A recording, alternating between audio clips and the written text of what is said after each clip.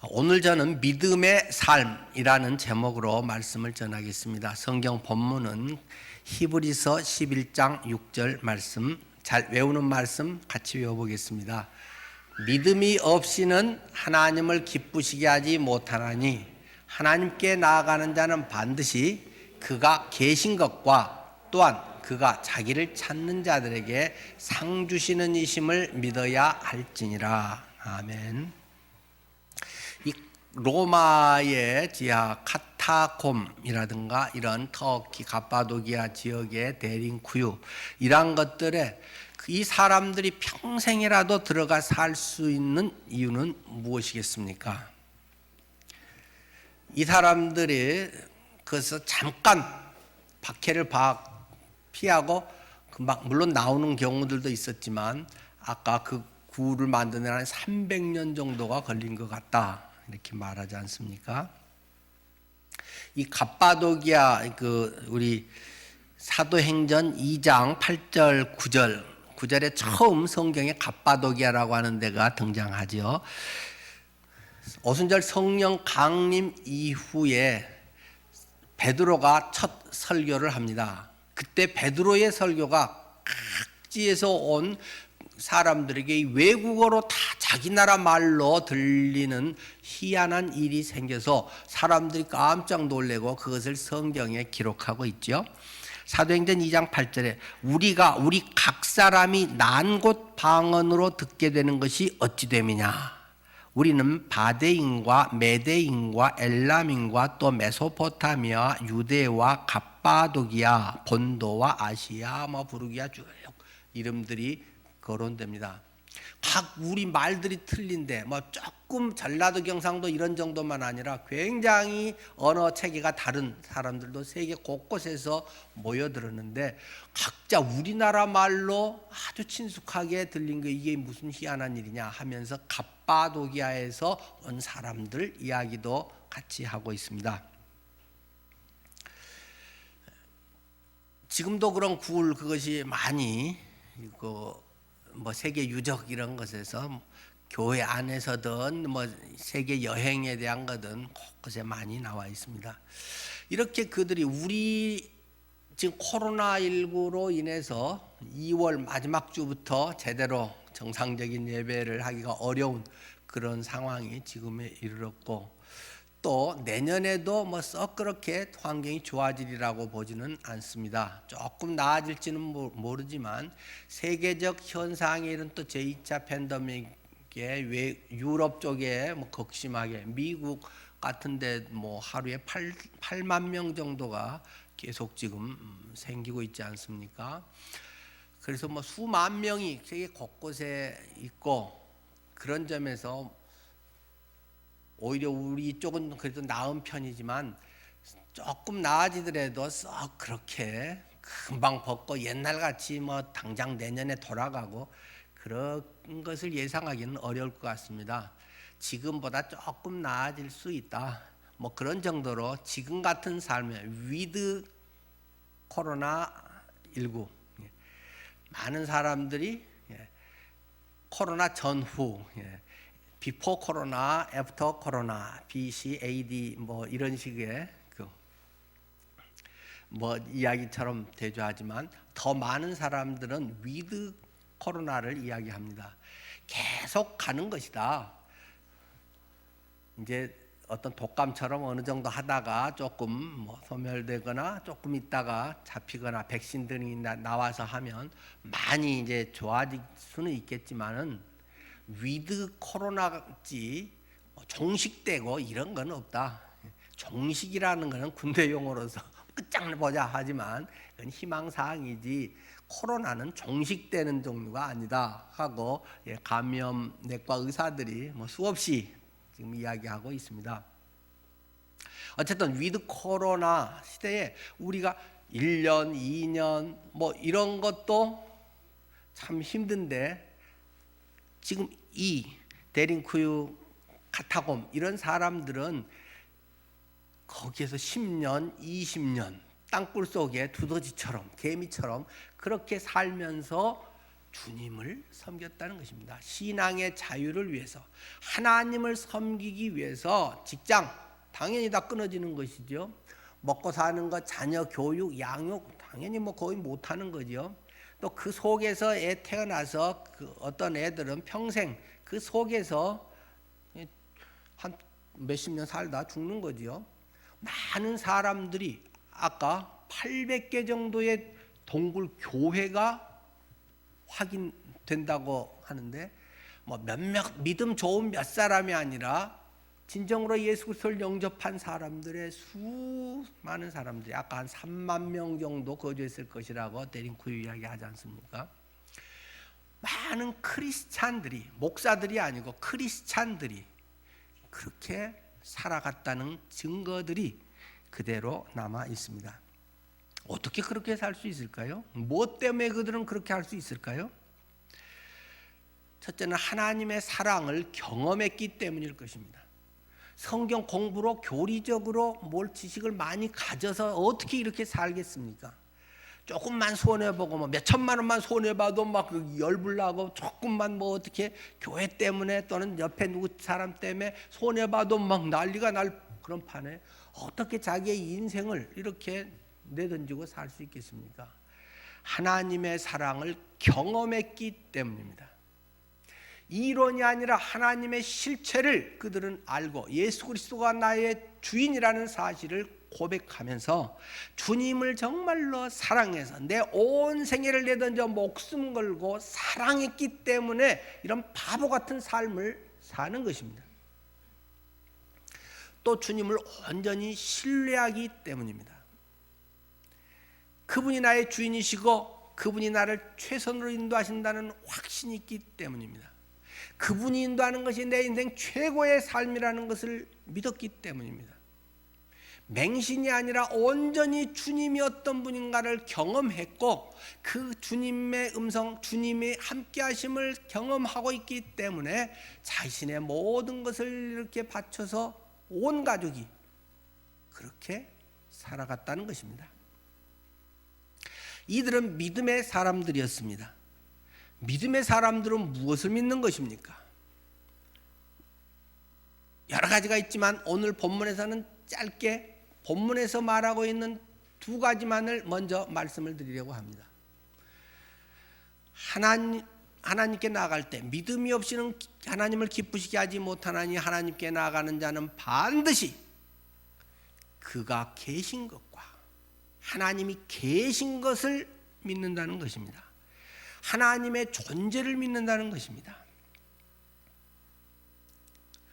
존재 자체로도 얼마나 소중한 것인가. 자녀들이 크면 뭐 부모가 얼마나 용돈을 더 주겠어요. 뭐 오히려 자식에게 받아야 될 상황도 되지만 부모님이 계시다는, 아직 살아계시다는 존재만으로도 큰 힘을 느낄 때가 있습니다. 누구에게도 말하기 어렵고 힘들고 참 울고 싶을 때 전화 하나로 엄마, 그 엄마를 부르는 한 음성, 그래 왜 그래? 너 무슨 일 있니? 늙어서 별 도움도 될 것 같지 않는 그 엄마 한마디를 부르면서 퍽퍽 울면서 치유되고 새 힘을 얻는 경우가 많지 않습니까? 존재만으로도 얼마나 부모가 소중한지 깨닫게 되곤 합니다. 하나님이 존재하신다, 계신다는 것, 그건 또 무슨 말입니까? 하나님이 살아계신다는 말입니다.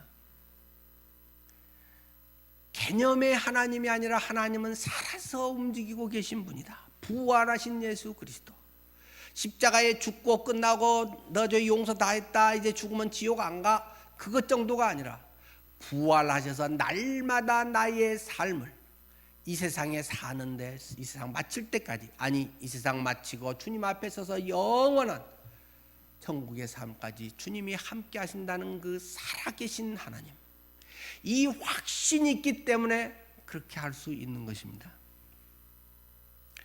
또 존재하신다는 말, 살아계신다는 말은 하나님이 지금 다 보고 계신다는 것입니다. 나의 형편을 다 아신다는 것입니다. 내가 이렇게 힘들어하고 있는 걸 주님이 아신다는 것입니다. 내 마음속 깊은 곳, 누구에게도 다 말하기 어려운 것, 아픈 것, 경제적인 여러 상황, 이 모든 것을 주님이 아신다는 것입니다. 네가 정말로 하나님이 계신다는 것을 믿니? 하나님이 지금 너와 함께 하신다는 것을 너가 믿니? 주님은 우리에게 말씀하십니다. 하나님께 나아가는 자는 반드시 그가 계신 것과 사람들의 위로는 굉장히 힘이 되는 것이 분명합니다. 그러나 그것은 1차적인 위로입니다. 너무 사람들의 위로를 받으려고 그래 애쓸 필요는 없습니다. 굉장히 힘이 되고 하나님은 그래서 주위의 믿음의 사람들로 교제하게 하시지만 이건 다 또 한계가 있는 것이 분명합니다. 정말 어떨 때는 되게 고맙지만 야속하기도 한 그런 대상이 얼마든지 될 수 있습니다. 돌이켜보면 남이 아니라 나 역시 남에게 얼마나 큰 위로와 기쁨을 줬는지, 내가 그들이 어려울 때 정말 항상 달려가서 내 것 다 쏟아부어서 그 사람들 했는지, 내가 받은 것보다 준 게 더 많은지, 그것은 물질만이 아니라 기도든 서운한 것 이상으로 남이 힘들 때 나는 그들에게 이 사람 저 사람에게 가서 얼마나 했는지도 점검해 보면 사람은 한계가 있을 수밖에 없는 것입니다. 별로 서운할 일이 없는 것 같습니다. 나이가 들어가면서 보면 서럽고 서운할 일이 많잖아요. 그러나 믿음으로 다시 보면 별로 서운할 게 없는 것 같아요. 원래 그런 건데, 원래 그런 걸 내가 젊었어 또는 힘이 있어서 돈이 있어서 별로 그런 걸 덜 느꼈을 뿐인데, 별로 그런 걸 갖고 계속 서럽다 서운하다 하고 있으면 좀 주님과 이런 게 잘 안 되는 것 같습니다. 그래서 성숙하다, 나이 들어갈수록 그런 것에 의연해져야 됩니다. 누가 이러네 저러네 하면서 서운하네 좋네 해줬네 안 해줬네 너무 그렇게 하면 사람 취해집니다. 하나님 안에서 자꾸 위축됩니다. 믿음이라고 하는 것이 지극히 그냥 현실의 노예화 되어버리는 것입니다. 성숙할수록 익어갈수록 의연해지고 그럴 수 있지 괜찮아. 그런 마음으로 그러게 난 주님이 더욱 필요해. 주님 아시잖아요. 이런 것으로 자꾸 익어가야 되는 줄 압니다. 주님이 내 형편을 다 아신다. 그것이 주님이 계신 것과 주님이 계셔서 멀뚱멀뚱 뭐 하고 있겠어요. 주님이 계신 것과 나의 형편을 아신다. 그분이 알면 됐다. 사람들 몰라줘도 괜찮다. 이 정도 이제 믿음으로 자꾸 우리가 세워 가야 되는 것이겠죠. 두 번째는 상 주시는 이심을 믿어야 할지니라. 하나님의 상이 있다는 사실을 믿어라. 상을 주기 위해서는 어떻게 합니까? 구체적으로 알아야 상을 주지 않습니까? 구체적으로 살핀다는 것입니다. 내 이름이 뭔지, 내 상태가 어떤지, 또 상 받을 만하게 잘 하는지 그런 걸 보고 상 주시는 거 아니겠습니까? 우리 달력에 계속 그 장애인 화가 타경준 화백의 그 그림 달력을 우리가 하지 않습니까? 네.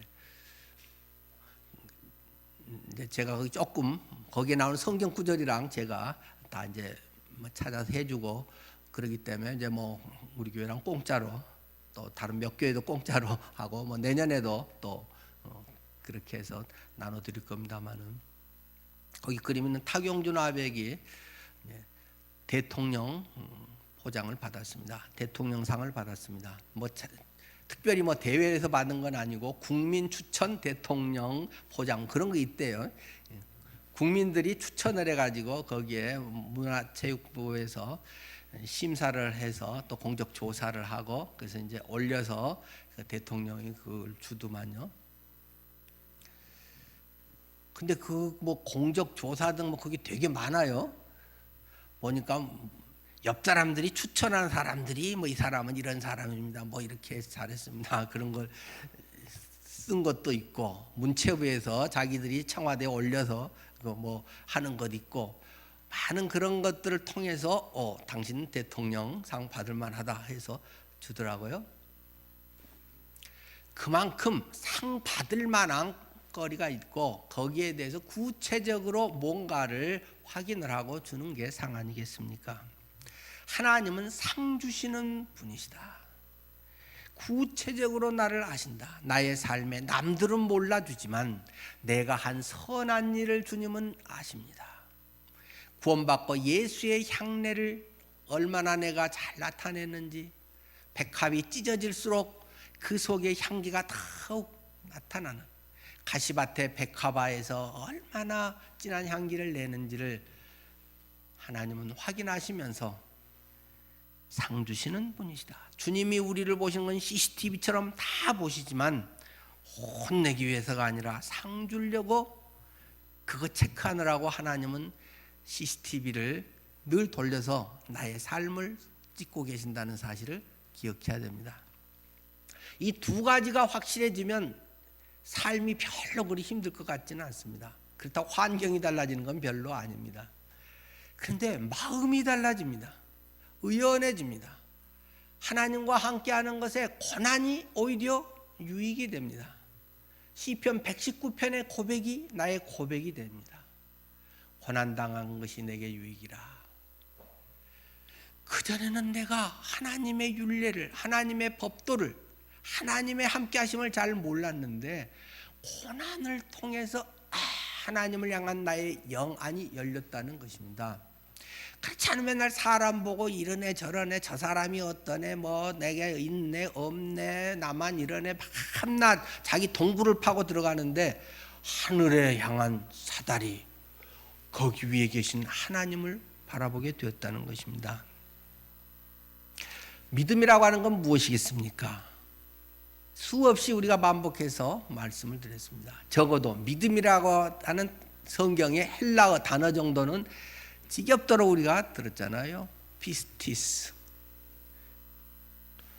명사 동사로는 피스티오, 피스티스라고 하는 단어는 무엇입니까? 우리 성경에 믿음, 믿는다라고 번역을 했는데 그것은 다 내던진다 그런 말입니다. 어디에 올려놓는다, 어디에다가 내던져 버린다. 꼭 우리 결혼과 똑같은 것입니다. 한 남자 한 여자를 만나고 야, 저 사람한테 내 인생이 맡길래 그래서 같이 살자. 결혼할 때 결혼을 통해서 하나가 되고 그때부터 인생이 달라지는 거 아닙니까? 그 사람이 잘 되고 돈 잘 벌고 하면 나도 좋은 집에서 같이 맛있는 거 먹고 또 다른 사람에게 베풀 수도 있고, 그 사람이 사업 망하면 나도 같이 고생하면서 같이 박스 주우러 다녀야 될 수도 있고, 저 사람이 아프면 내 직장도 그만두고 간병을 평생 하면서 살아야 될 수도 있고, 결혼함으로 인해 그 상대방의 인생에 내 인생을 홀랑 얹어놔 버리는 것입니다. 믿음이라고 한 건 예수님께 내 인생을 홀랑 맡겨버리는 것을 믿음이라고 말하는 것입니다. 예수님을 믿는다, 예수님께 내 인생을 전부 맡겼다, 그게 예수님 믿는다는 말입니다. 우리가 집을 한 채 사는데도 큰 모험을 해야 됩니다. 이 집값이 오를 수도 있고 손해볼 수도 있고, 자신이 가진 모든 것을 다 쏟아서 어쩌면 그거 플러스 대출까지 받아가지고 영혼까지 끌어다가 영끌을 하면서까지 어쨌든 내 집 한 칸 마련해야 된다는 것이 우리들의 현실 아닙니까? 그것은 당연한 것입니다. 내 몸 이 세상에서 그래도 안정감 갖고 살 수 있는 내 집 하나 가질 수 있는 것은 당연한 우리의 권리입니다. 우리가 당연히 그렇게 할 수 있는 것은 얼마나 감사한 일이고, 거기서 안정되게 자녀를 키우고 내 노후를 거기서 맡길 수 있는 것 아니겠습니까? 그렇기 때문에 이게 1,000원짜리면 마음에 들면 하고 아니면 버리면 되는데, 이게 수억짜리 집에 부실공사인가 아닌가, 주변은 어떤가, 앞으로 발전 가능성은 어떤가, 장기적으로 단기적으로 이런 것들, 뭐 수도꼭지도 한번 이렇게 들어보고 수압이 괜찮아서 물 잘 나온가, 뭐 이런 것까지 다 확인해 가면서 집을 계약하고 사지 않습니까? 그만큼 중요한 것이기 때문입니다. 그만큼 많은 것을 투자해야 되는 것이기 때문에 마땅한 것입니다. 집보다도 유동성이 많은 주식은 어떻습니까? 요즘 동학 개미 때 그들이 막 몰려가지고 수조 원이 주식에 지금 쏟아 부어지고 있습니다. 주식을 이제 연습하는 처음 주식의 초보자, 주식 어린이, 주린이는 뭐 흘러가는 남의 말을 좀 듣고, 야 요즘 뭐 IT가 뜬대, 어디 회사가 요즘 잘 나간대, 뭐 그러면 그런 데다가 이렇게 투자하기도 하고, 좀 잘해서 벌었다는 사람이 찍어주면 거기다가 투자하기도 하고, 뭐 이렇게 초보자들은 하겠지만, 제대로 이제 주식을 하려면 많은 돈을 쏟아 부으려면 그 회사 재무제표도 살펴봐야 되고, 그 회사를 때로는 방문해서 여러 가지 질문도 해보고 진지하게 투자하는 것 아닙니까? 하나님 믿는 것은 더 그렇다는 것입니다. 왜 그렇습니까? 내 인생 전부가 걸린 것이기 때문에 집 사는 것보다 주식 투자할 때보다 더 신중하고 더 중요하게 결정해야 되는 것입니다. 내가 지금 가진 것 전부뿐만 아니라 내 영혼 문제까지도 걸린 것이 신앙의 문제입니다.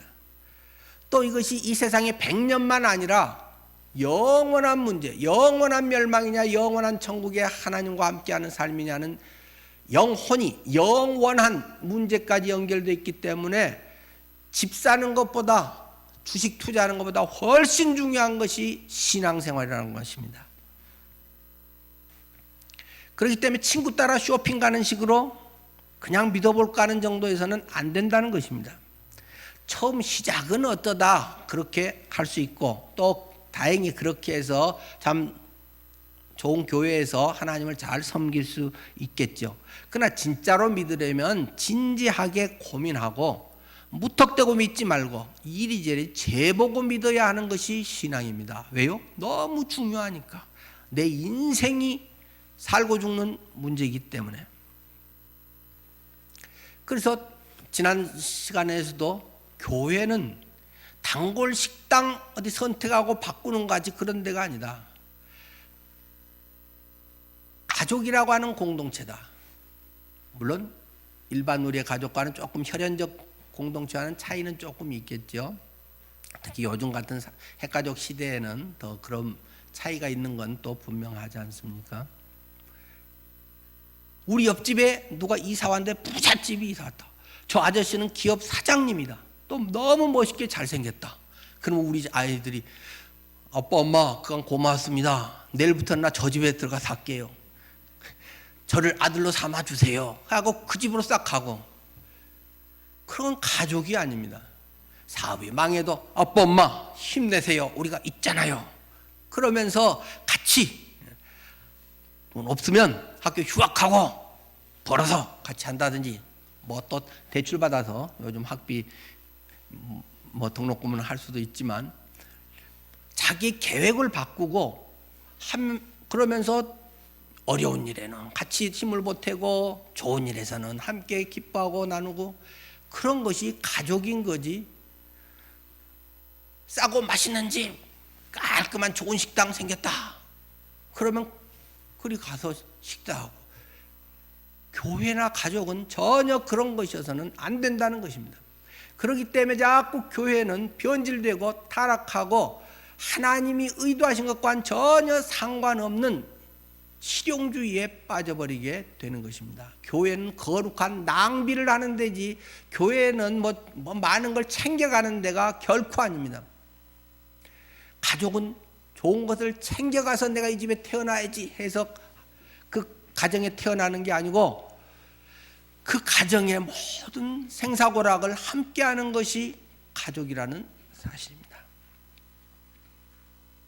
예수님은 먼저 교회뿐만 아니라 주님의 제자가 되는 것, 물론 교회에 어떤 소속하는 것 굉장히 중요한 것이요. 그런데 그러기 위해서는 먼저 주님의 제자, 주님의 자녀가 되어야 되는 거잖아요. 성경에서 말하고 하는 제자라고 하는 것은 어느 특별한 사람 또는 뭐 12제자, 지금 이것을 말하는 게 아니고 보편적으로 지금 말하고 있는 제자라고 하는 것은 그리스도인이라고 하는 말입니다.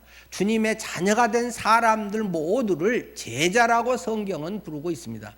그들을 잘 이제 금강석 같은 걸 잘 갈고 닦아서 다이아몬드로 만들어서 하나님의 믿음의 보석 같은 사람들을 만드는 과정들이 교회라고 하는 것을 통해서 이루어지는 것이고,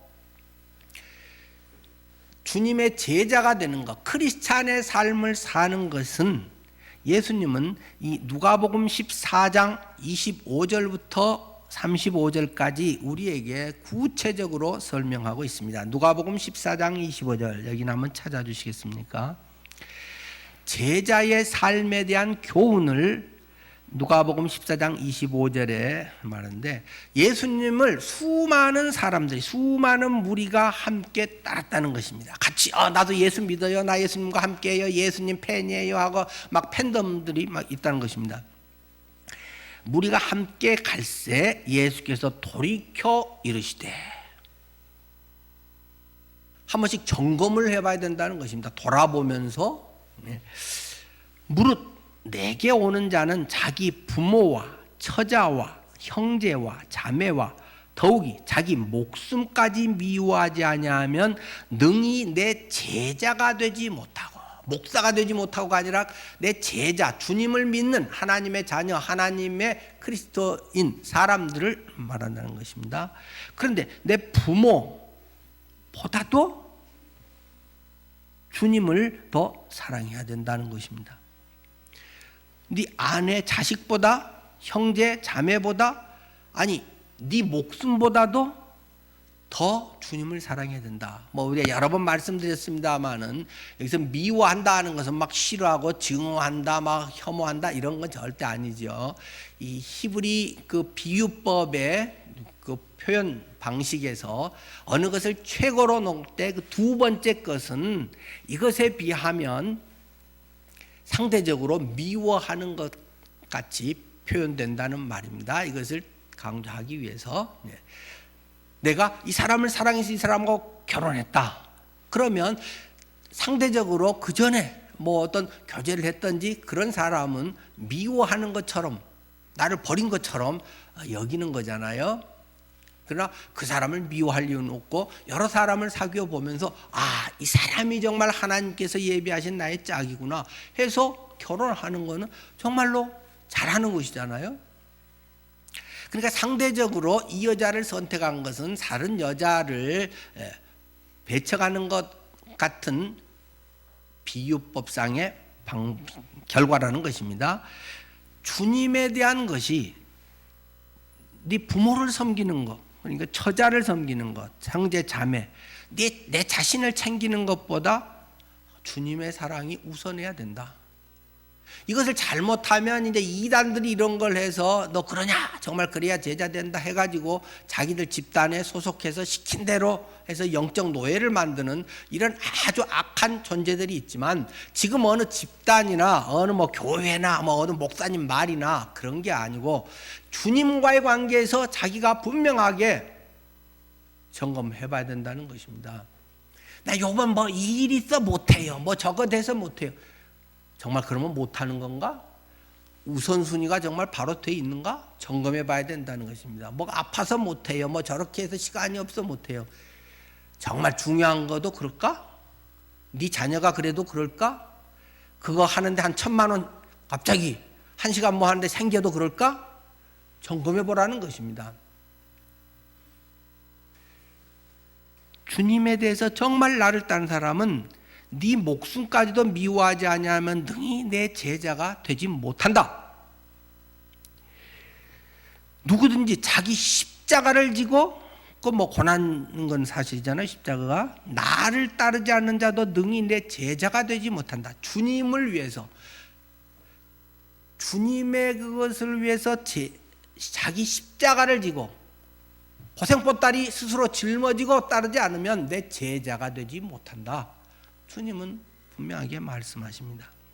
그러면서 두 가지 비유를 들었죠. 하나는 뭡니까? 28절. 너희 중에 누가 망대를 세우고자 할 때 어떤 집 짓는다 생각하면 되겠죠. 자기의 가진 것이 준공하기까지에 족할는지 먼저 앉아서 그 비용을 계산하지 아니하겠느냐? 내가 집을 짓는다. 교회당을 짓는다. 그러면 담임 목사가 계산을 해보고 뭐가 될 건지 잘 그렇게 해서 해야지. 더 앞서 믿음으로 주님의 성전을 짓습니다. 우리나라 종교단체 건물 중에 경매에 제일 많이 나오는 것이 교회당입니다. 물론 거기는 교회 숫자가 불교 어떤 성당보다 많기 때문에 그런 것도 있습니다만은 비율적으로 따져도 교회당 경매 넘어가는 게 제일 많습니다. 왜 그렇습니까? 2단으로 넘어가는 거 수두룩합니다. 2단은 사람들 다 홀려가지고 막 이렇게 막 먼저 이렇게 해서 다 교회당에 바치게 해가지고 그 경매 나올 때마다 싹싹 사가지고 엄청 하나님의 교회 여기 앞에도 있는 거기는 웬만한 거 좋은 거 있는 거는 그냥 쏙쏙 사가지고 공항 가는데도 그 몇 개나 있고 곳곳에서 그 사람들이 사버립니다. 옛날같이 교회당 지어놓으면 성도들이 온다. 그런 시대는 지났습니다. 우리가 시작하면 하나님이 책임져 주시리라. 무책임한 소리 하면 안 되는 것입니다. 아주 특별할 때 하나님이 분명히 그런 역사가 오늘날도 있겠지만 적어도 책임 있는 담임 목사가 우리 교인이 얼마가 되고 헌금이 1년에 얼마가 되고 또 우리가 뭘 하면 어느 정도 우리 성도들의 헌신이 이렇게 돼서 정말 같이 동참할 수 있고 이렇게 하면 교회 떠날 사람들이 얼마나 되고 다 그런 거를 대충 일일이 누가 하고 안 하고는 그건 없지만 대충 그런 정도는 파악을 하고 그러면 이걸 어느 기간 동안에 해야 될 건지 이만큼 우리가 헌금을 하고 얼만큼 그러면 은행에 대출을 받을 수 있는지 장기적으로 뭐가 되는지 이런 거를 다 생각을 해가지고 시작을 해야지 덥석 해가지고 망한 데가 수두룩 합니다. 여러분도 그러지 않습니까? 집 사는 데서 무조건 그냥 나는 갭 투자야. 얼마만 더 주면 전세 사가지고 얼마 하면 집 내 거 되고 그렇게 해서 막 수백 채 300몇 채 한 사람도 있잖아요. 지금 막 정부 갑자기 이런 막 무슨 대책 해가지고 막 20몇 번을 막 팡팡 터트리니까 전세금 못 내주고 도망쳐버린 사람들도 있고 남 민폐 끼치는 사람들이 많습니다. 뭐가 언제 터질런지 이런 것도 잘 생각해보고 그래도 감당할 만한지 여러 가지를 잘 하고 해야지 무조건 믿음으로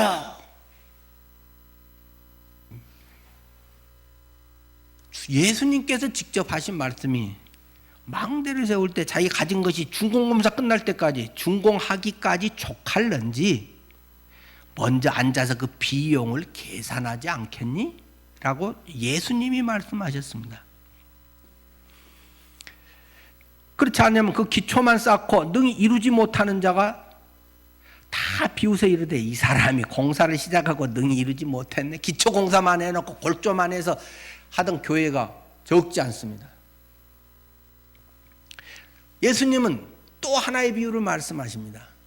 예수님이 2번씩 3번씩 말씀하는 건 굉장히 중요하단 말입니다. 그게 또 전쟁을 비유로 들어서 이야기를 하십니다. 31절 또 어떤 임금이 다른 임금과 싸우러 갈 때 먼저 앉아서 1만 명으로 저 2만 명을 거느리고 오는 자를 대적할 수 있을까 헤아리지 아니하느냐. 만일 못할 터이면 그가 아직 멀리 있을 때 사신을 보내어 화친을 정할지니라. 지금 우리나라가 이렇게 있는데 저기서 힘센 사람들 우리는 지금 군사가 한 1000명 여기 성경은 10,000명이 되는데 저기 군사가 지금 2만 명이 쳐들어옵니다. 그럼 이 계산을 해봐야지. 우리 10,000명이 2만 명을 이길 수 있나? 우리는 성이 있고 요새나 어떤 지형지물에 익숙하니까 해볼 만하다. 근데 2만 명인데 무기가 우리는 재래식 무기인데 쟤들은 첨단 무기네. 그럼 또 이게 할 수 있나? 여러 가지를 잘 따져보고 할 만하다. 그래, 손자병법에 보니까 공격하는 사람은 수비하는 보다 한 3배가 많아야 이길 수 있다. 손자병법에 그럴듯한데 2만 대 만, 2대 1이면 해볼 만하네? 뭐 다른 게 비슷하다면 이렇게 해서 붙어보든지. 아니야, 우리는 무기가 잽이가 안 돼. 우리는 다 군인들이 나이 든 사람이어서 지금 뭐 어떻게 할 수가 없어. 다 예비군이야. 그러면 잠깐 하고 빨리 특사를 보내가지고 왜 이러셔. 우리 1년에 수천 마리씩 드릴게. 싸우면 뭐가 서로 남어. 당신들도 손에 또 다치잖아. 그래가지고 조공을 바치는 걸로 해서 적당히 화해를 해서 돌려보내야지. 붙어봐. 뭐 죽자 하자지 뭐. 하고 무조건 붙으면 백성들만 엄청 고통스러운 것이다. 그거 잘 따져봐야 된다 이걸. 그러면서 지금 무슨 얘기를 하려고 지금 이 얘기를 하는 것입니까? 뭐 투자 얘기를 하려고 하는 겁니까? 다시 그 이야기가 또 33절에 나오잖아요. 이와 같이 너희 중에 누구든지 자기의 모든 소유를 버리지 아니하면 능히 내 제자가 되지 못하리라. 지금 제자 이야기를 하면서 예를 2개나 들면서 내 제자가 되기 위해서는 잘 따져봐라. 예수 믿고 네 인생 망했다고 할 수도 있다. 예수 믿고 더 쫄쫄 손해보고 뭐 별 도움 안 되는 것 같이 느껴질 수도 있다. 그 얘기를 지금 하시는 겁니다.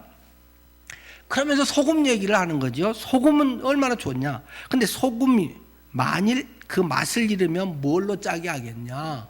소금 대체할 만한 게 뭐가 있냐 하면서 땅에도 거름에도 쓸데없이 다 그런 암염, 이제 주로 여기는 암염이니까 다 버려져서 또 사람들이 다 밟고 가버린다. 들을 끼는 자는 알아들어라. 이 말 알아먹겠니? 주님께서 그렇게 이야기를 하시는 것입니다. 소금이 뭡니까? 지금 내 제자 이야기를 하는 것입니다. 제자가 제자다워야지. 예수님 믿는 사람 다워야지. 모양은 암염인데 먹어보니 뭐 아무것도 아니야 이게. 그럼 그거 뭐 돌멩이나 뭔 차이가 있는 거야. 예수쟁이라고 예수 믿는다고 했는데 안 믿는 사람이나 별 차이가 없어. 안 믿는 사람보다 성격이 별로 안 좋아. 그거 어디다 쓰냐?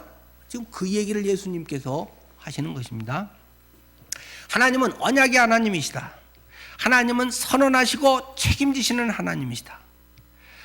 하나님은 헛소리, 실없는 소리, 시건하지 아니하시는 분이시다. 한마디도 땅에 떨어지지 않는다. 내 말에 나 책임져 하고 말씀하십니다. 그래서 믿기로 했으면 대충 믿어서는 안 되는 것이다. 교양이나 취미, 문화생활하듯이 예수님 믿어서는 안 되는 것이다. 친구와 어떤 어울릴 수 있는 좋은 연결고리가 되기 위해서 믿어서는 안 되는 것이다. 뭐 우리 교회는 그런 게 없다만 많은 교회들의 청년들이 어느 때가 되면 다 큰 교회로 많이 모입니다. 왜요? 큰 교회는 청년부에 형제 자매들이 많으니까 특히 자매들이 주로 간다고 그러대요. 그래도 큰 교회는 아무래도 남자 청년들, 믿는 청년들이 좀 있잖아요. 작은 데는 뭐 아예 없는 경우도 있고. 그건 우리 목회자들이 큰 사실은 고민이고 기도 제목입니다만은 그 청년부에 속하면 어쨌든 서로 눈에 이렇게 맞는 사람이 생길 가능성이 확률적으로 많잖아요. 그러기 위해서 교회 다니고 그러기 위해서 연결고리를 해서 신앙생활에서는 안 되는 것이다. 마음의 평화를 얻기 위해서 예수님 믿는 것은 아니다. 뭔가 종교가 하나 있으면 힘이 되고 좋으니까 종교 하나는 가져야지. 그래도 교회가 제일 나은 것 같아. 그렇게 해서 예수 믿으면 안 되는 것이다. 마음을 다하고 목숨을 다하고 뜻을 다하여 주 너의 하나님을 사랑하라. 목숨 바쳐 사랑하라. 돈 1, 2천만 원 바쳐가지고 사랑하고 뭐 그러면 내가 주님을 위해서 했다고 그런 정도가 아니라 내 집을 바쳤으니까 뭐 다 된 것 같이 그런 거 말고 마음을 다하고 목숨을 다하고 뜻을 다하여 주 너의 하나님을 사랑하라. 그렇게 주님을 따라야 한다. 그것이 주님의 제자의 삶이라는 것을 가르쳐주고 있습니다. 주님의 십자가를 지고 손해도 각오하고 모욕당할 것 각오하고 따라 나서는 것이 제자의 모습이라는 것을 말씀합니다. 예수님은 자기를 따라오려는 사람들이 많았는데 그걸 다 물리쳤다는 것입니다. 예수님은 복이나 나 따라오면 성공한다 그런 걸 보장해 주지 않았다는 것입니다. 또 살살 달래갖고 야 예수 믿어봐 그러면 내 좋은 일 생겨 이렇게 해서 자기를 따르게 하지도 않고 오히려 따라오겠다는 사람들을 초치고 따라오지 말라고 한다는 것입니다. 예수님은 대표적으로 야 나는 인자는 머리 둘 곳도 없느니라. 무슨 말입니까? 나는 방 한 칸도 없는 사람이야. 저 뭐 집 지금 18평짜리 그런 건 나는 생각도 못해. 나는 단칸방도 없는 사람이야.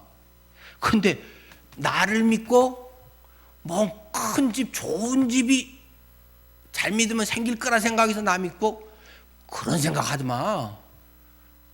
나도 방 한 칸도 없는 사람인데 뭘 나를 믿고 그런 걸 한다 그래. 그냥 네 갈 길 가.